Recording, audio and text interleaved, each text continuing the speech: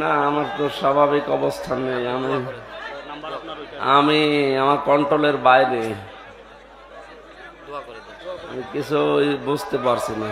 তাছাড়া এরকম তো হয় না, আমি কাউকে চিনতে পারছি না, কাউকে চিনতেও পারছি না, কি বলছি নিজেও জানি না। স্বাভাবিক না হলে তো তাফসীর করব কি দিয়ে?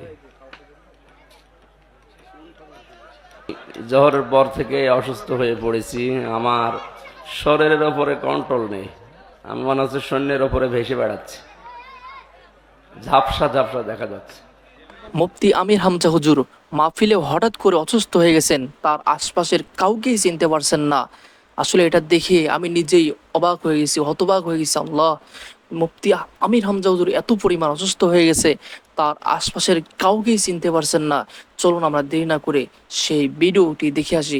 আর হুজুর কিছু গুরুত্বপূর্ণ কথা বললেন, তাকে যে কি পরিমাণ তার উপর অত্যাচার করা হয়েছে, সেই কারণে হতে পারে তার শরীরের অসুস্থতার কারণ। চলুন আমরা দেরি না করে সেই ভিডিওটি দেখে আসি। না, আমার তো স্বাভাবিক অবস্থান নেই। আমি আমার কন্ট্রোলের বাইরে। আমি কিছু বুঝতে পারছি না। তাছাড়া এরকম তো হয় না, আমি কাউকে চিনতে পারছি না, কাউকে চিনতেও পারছি না, কি বলছি নিজেও জানি না। স্বাভাবিক না হলে তো তাফসীর করব কি দিয়ে? জোহরের পর থেকে অসুস্থ হয়ে পড়েছি, আমার শরীরের ওপরে কন্ট্রোল নেই। আমি মনে হচ্ছে সৈন্যের ওপরে ভেসে বেড়াচ্ছি, ঝাপসা ঝাপসা দেখা যাচ্ছে। এই 11টার দিকে এক ডাক্তার দেখিয়েছিলাম, ঔষধের ডোজ মনে হয় রিয়াক্ট করেছে। তাছাড়া এরকম তো হয় না, আমি কাউকে চিনতে পারছি না, কাউকে চিনতেও পারছি না, কি বলছি নিজেও জানি না। স্বাভাবিক না হলে তো তাফসীর করব কি দিয়ে?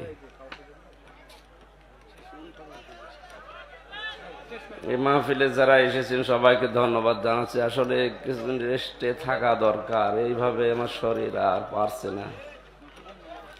জেলখানার ভেতরে ওরা 3টা বছর কি খাওয়িয়েছে আল্লাহ ভালো জানে, নাকি কোনো পয়জন, স্লো পয়জন দিয়ে দিল। দিন যত যাচ্ছে তত খারাপ হচ্ছে। আর বহু ডাক্তার কবিরাজ দেখাচ্ছি না, ভালো হওয়ার পরিবর্তে আরো খারাপের দিকে যাচ্ছে। ওরা ভেতরে আলেমদেরকে এইভাবে আস্তে আস্তে মেরে ফেলছে। আমার যে কি খাওয়িয়েছে আল্লাহ ভালো জানে। হাসিনার ফাঁসি চাই, ফাঁসি চাই, হাসিনার ফাঁসি দিতে হবে বাংলার জমিনে। পক্ষে একটা রাজ্য দেখতে চাই। আল্লাহুম্মা আমিন। লা ইলাহা ইল্লা আনতা সুবহানাক।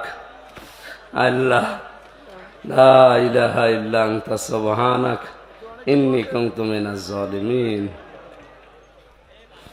আল্লাহ, আমরা স্বীকার করছি আমরা অপরাধী, আমরা অপরাধী, আমরা স্বীকার করছি, স্বীকৃতি দিচ্ছি আমরা অপরাধী। আল্লাহ, আমাদের মাফ করে দাও, আমাদেরকে মাফ করে দাও। বহু বান্দা বান্দি বড় আশা নিয়ে এসেছিল, আল্লাহ আমাকে স্বাভাবিক করে দাও। কি খেলাম আজকে বুঝলাম না, শরীর আমার নিজের কন্ট্রোলে নেই। আমি তোমাকে সাক্ষী রেখে বলছি, আমি নিজে এখন সৈন্যের উপরে ভেসে বেড়াচ্ছি। ডানে বামে কাউকে সব ভাবসা ঝাপসা দেখা যাচ্ছে। আল্লাহ আমাকে মাফ কর তুমি। জালেমের জুলুম থেকে যখন মুক্ত জীবনে ফিরিয়ে দিয়েছে, তোমার বান্দা বান্দীদের সামনে তোমার কালামের কথাগুলো সহজ সরল ভাষায় বলার তৌফিক আমাকে ভিক্ষা দাও।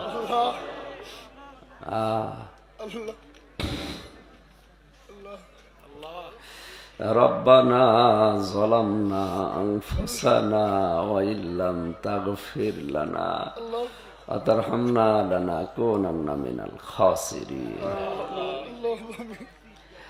আদম নবীকে মাফ করে দিয়েছে, আমাদের আদি মাতা হযরতে হাওয়াকে মাফ করেছে। আল্লাহ, তুমি তার ওসিলায় আমাকে মাফ করে দাও। মুহাম্মদ রাসূলুল্লাহর ওসিলায় আমাকে মাফ করে দাও। সকাল পর্যন্ত তো ভালোই ছিলাম, এই 10টা 11টার পর থেকে আমি আর নিজের উপরে কোনো কন্ট্রোল নেই। আল্লাহ, জালিমরা কি করেছে ভেতরে আমি জানি না, তুমি সব দেখেছো। তোমার কাছে আশ্রয় চাচ্ছি, তুমি আমাকে স্বাভাবিক করে দাও মাবুদ। আমার হায়াত যদি না থাকে তুমি আমাকে শাহাদাতের মরণ দাও। আল্লাহুম্মা ইন্নী আসআলুকা শাহাদাতান ফি সাবিলিক। সারা জীবনে দোয়া করেছি, আল্লাহ আমাকে শাহাদাতের মরণ দিও। হায়াত না থাকলে তুমি আমাকে শাহাদাতের মরণ দিও আল্লাহ। কথা কথা আল্লাহ মাফ করে দিও, কিছু বলতে পারছি না।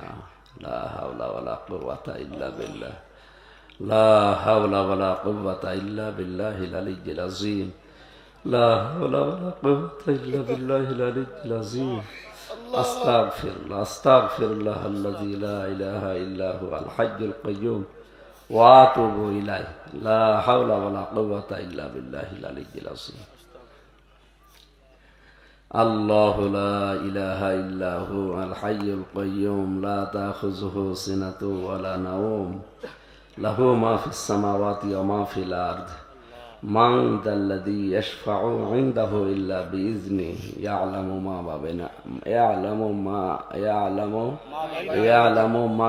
মা বাইনা আইদিহিম ওয়া মা খালফাহুম, ওয়া লা ইউহীতুনা বিশাইইন মিন ইলমিহি ইল্লা বিমা শাআ, ওয়াসি'a কুরসিয়্যুহু আস-সামাওয়াতি ওয়াল আরদ, ওয়া লা ইয়াউদুহু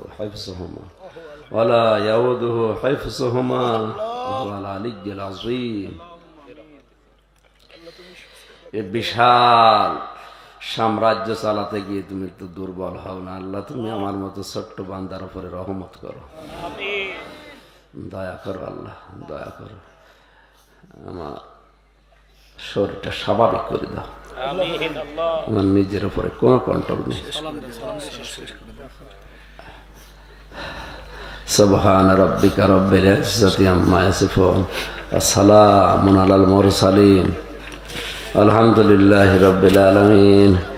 আল্লাহ শেষ কথা বলতে দিও, লা ইলাহা ইল্লাল্লাহ মুহাম্মাদুর রাসূলুল্লাহ।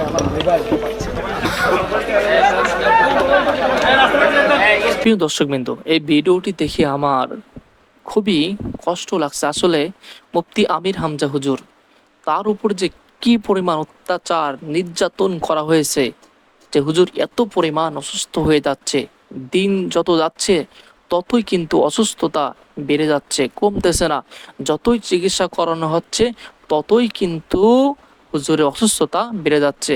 আমাদের জন্য এটা দুঃখজনক। আসলে হুজুর উপর যে আয়না ঘরে 3টা বছর, তাকে 3টা বছর যে কি পরিমাণ তার উপর অত্যাচার করা হয়েছে এবং কি খাওয়ানো হয়েছে, একমাত্র আল্লাহ তাআলাই ভালো জানেন। এই জালেম সরকার যে তাদের যে সকল আলেম ছিল তাদের উপর যে কি পরিমাণ অত্যাচার করেছে, তাদেরকে কি খাবার খাওয়ানো হয়েছে, একমাত্র আল্লাহ তাআলাই ভালো জানেন। যারা মুফতি আমির হামজা হুজুরকে ভালোবাসেন তারা অবশ্যই দোয়া করবেন আল্লাহ তাআলা যেন হুজুরকে সুস্থতা দান করেন। হুজুর এই কথাগুলো শুনে খুবই কষ্ট লাগছে, খারাপ লাগছে। আসলে হুজুর বলতেছে আমি আশপাশের কাউকেই চিনতে পারতেছি না, এমন কি আমি কি বলতেছি সেটাও বুঝতেছি না, আমি কোথায় আছি আমি সেটাও বুঝতেছি না। একটা মানুষ কতটা অসুস্থ হলে কথা বলতে পারে, সেজন্য সবাই হুজুরের জন্য দোয়া করবেন। আল্লাহ তাআলা যেন হুজুরকে নেক হায়াত তয়বা এবং সুস্থতা দান করেন, আমিন। যারা মুফতি আমির হামজা হুজুরকে ভালোবাসেন সবাই এই ভিডিওর কমেন্টে আমিন লিখে যাবেন।